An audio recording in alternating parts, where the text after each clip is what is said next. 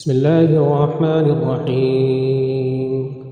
الحمد لله الذي أنزل على عبده الكتاب ولم يجعل له عوجا قيما لينذر بأسا شديدا من لدنه ويبشر المؤمنين الذين يعملون الصالحات أن لهم أجرا حسنا ماكثين فيه أبدا وينذر الذين قالوا اتخذ الله ولدا ما لهم به من علم ولا لآبائهم كبرت كلمة تخرج من أفواههم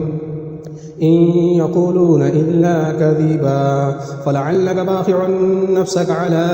آثارهم إن لم يؤمنوا بهذا الحديث آسفا إنا جعلنا ما على الأرض زينة لها لنبلوهم أيهم أحسن عملا وإنا لجاعلون ما عليها سعيدا جرزا أم حسبت أن أصحاب الكهف والرقيم كانوا من آياتنا عجبا إذا والفتية إلى الكهف فقالوا ربنا آتنا من لدنك رحمة وهيئ لنا من أمرنا رشدا فضربنا على آذانهم في الكهف سنين عددا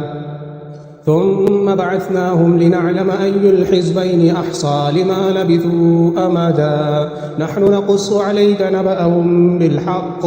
إنهم فتية آمنوا بربهم وزدناهم هدى وربطنا على قلوبهم إذ قاموا فقالوا ربنا رب السماوات والأرض لن ندعو من دونه إلها لقد قلنا إذا شططا هؤلاء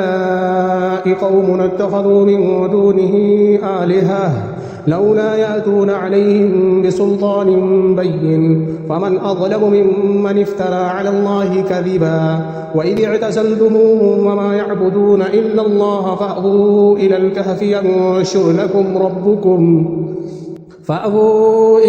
ينشر لكم ربكم من رحمته ويهيئ لكم من أمركم مرفقا وترى الشمس إذا طلعت تزاور عن كهفهم ذات اليمين وإذا غربت تقرضهم ذات الشمال وهم في فجوة منه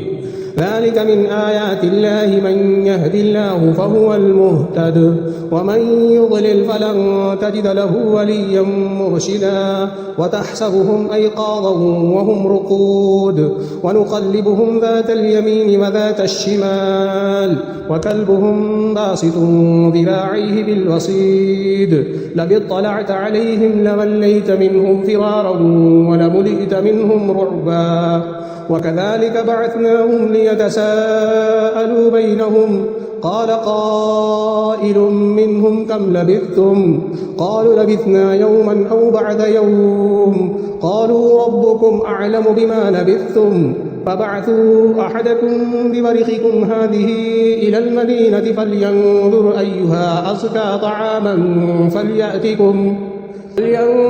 أيها أزكى طعاما فليأتكم برزق منه وليتلطف ولا يشعرن بكم أحدا إنهم إن يظهروا عليكم يرجموكم أو يعيدوكم في ملتهم ولن تفلحوا إذا أبدا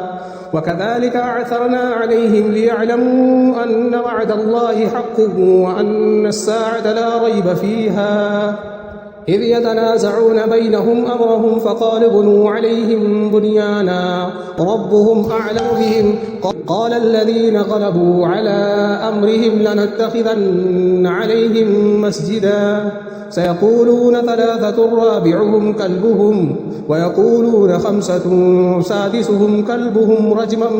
بالغيب ويقولون سبعة وثامنهم كلبهم قل ربي أعلم بعدتهم ما يعلمهم إلا قليل فلا تمار فيهم إلا مراء ظاهرا ولا تستفت فيهم منهم أحدا.